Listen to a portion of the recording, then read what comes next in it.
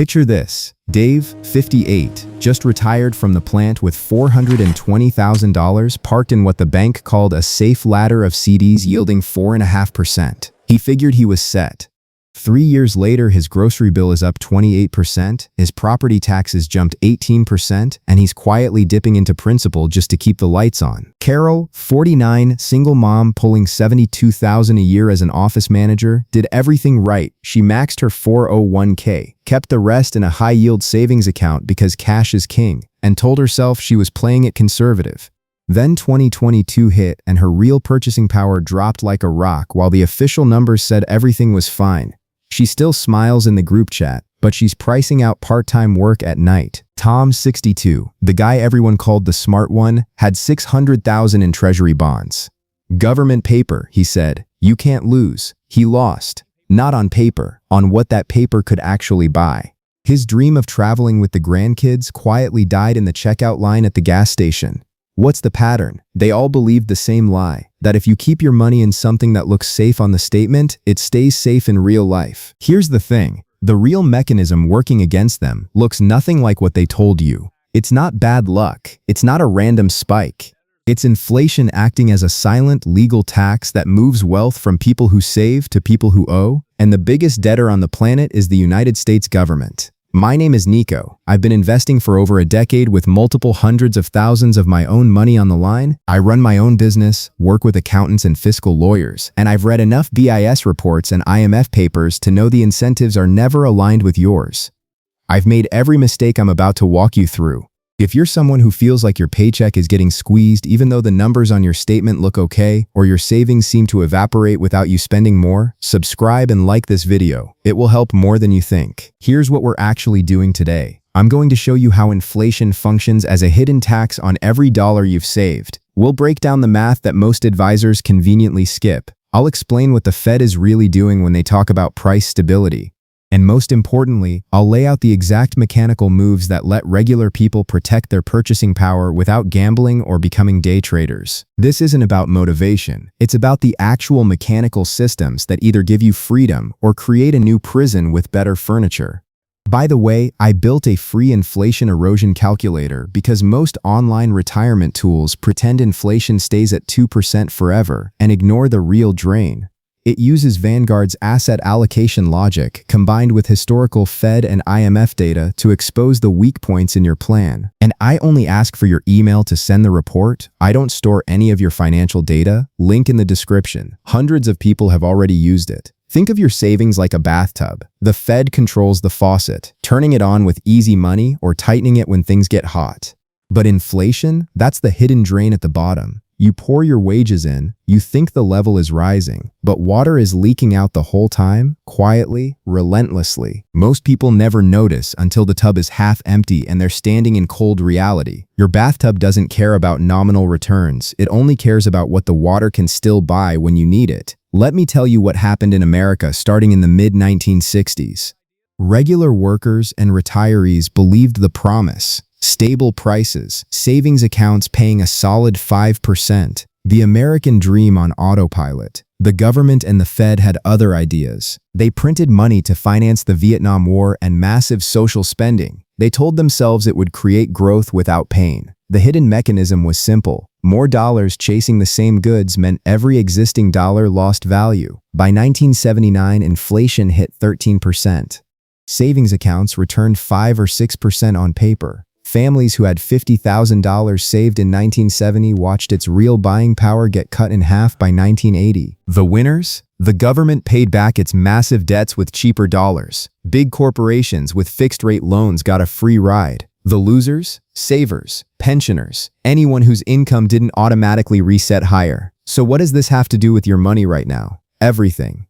The incentives never changed. Only the story they tell you did. Let me show you the math. Take a typical person with $250,000 saved at age 55. He does the responsible thing, parks it all in bonds and savings accounts yielding 4.5%. Compound it out. After 10 years, he's sitting on $390,000 on paper. Sounds solid. Now run the drain. If inflation averages 3% during that decade, the real purchasing power of that 390,000 is only about 290,000 in today's dollars. He treaded water and lost 60,000 in real value while everyone clapped for his safe portfolio. Now run the bad scenario everyone pretends can't happen again. Inflation jumps to 5%, the kind we saw just a few years ago. Same 4.5% nominal yield. Real return goes negative. After 10 years, the paper number is still around 390,000, but its real value drops to about 235,000. You just lost 6% of your life savings while playing it safe. Same situation, different outcome. Entirely because of one key variable, whether you outpace the drain or let it empty your tub. Mike is 52, works as a warehouse manager, pulls 65,000 a year. He has 120,000 saved, all in high-yield savings and CDs because his banker told him stocks are too risky. He did everything the conventional wisdom said, kept it liquid, avoided volatility. Mike once told me, as long as the number on the statement goes up, I'm good. Here's where the hidden flaw shows up. Over the next 15 years to retirement, even at 4% nominal, the drain at 3% inflation turns his real growth into almost nothing. Then inflation spikes the way it does every couple of decades. His groceries, fuel, and health costs climb 25% in 3 years. He hit 67 still working because the tub is draining faster than he can fill it. Susan is the same age, same income, same starting 120,000. She's the disciplined compounder. She understood the bathtub early.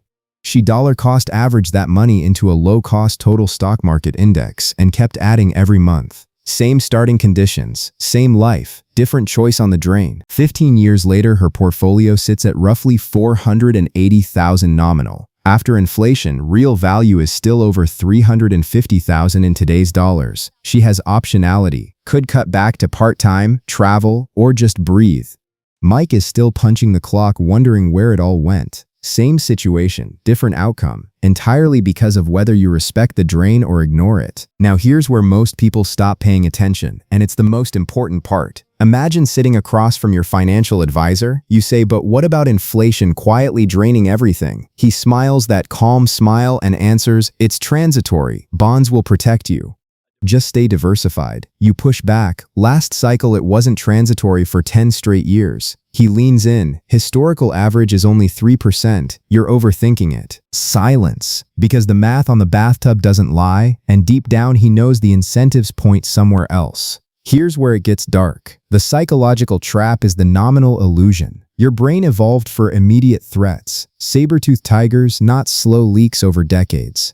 You see a bigger number in your account and your brain says winning. Culture reinforces it. Banks advertise yields. The news celebrates stock highs. So you keep pouring water into a tub with an open drain and feel responsible. That illusion cost the average person tens of thousands of dollars over a decade, sometimes hundreds of thousands. Successful people reframe it completely. They stopped measuring wealth in dollars printed by the Fed and started measuring it in what those dollars can actually buy. They chase real returns, not nominal headlines. Optionality becomes the goal, not just a bigger pile. Action step 1. Tonight, before you close this video, pull up every savings, CD, and bond statement you have. Subtract the latest 12-month CPI number from your actual return. If it's negative or close to zero, your bathtub is draining. Write the real number down. Feel it.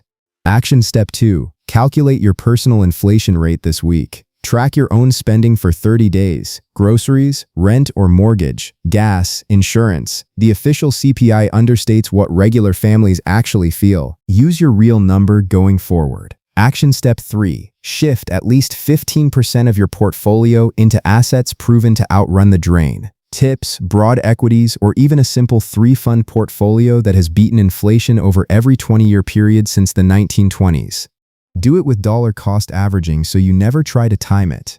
Action step 4. Build one income stream outside the market that doesn't rely on your portfolio at all. A small side gig, a skill you can sell, anything that gives you optionality when the drain opens wider than expected. 1. Inflation isn't a bug in the system. It's a feature that quietly transfers wealth to the biggest debtor on earth.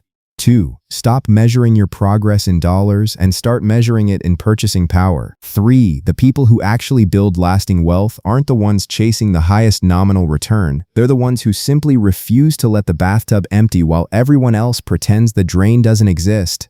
If you want to see how this same drain shows up inside your 401k and what the tax time bomb looks like when you finally pull the money out, check out the video I did on the 401k lie nobody told you about. It connects straight to what we just covered. Subscribe and like this video if it made the drain visible for you. It will help more than you think. Comment below with one word, DRAN or faucet, depending on whether you're finally going to plug the leak or keep trusting the people who control the water. I read every single one. Don't be the one watching your tub empty while the rest of us learn to keep it full.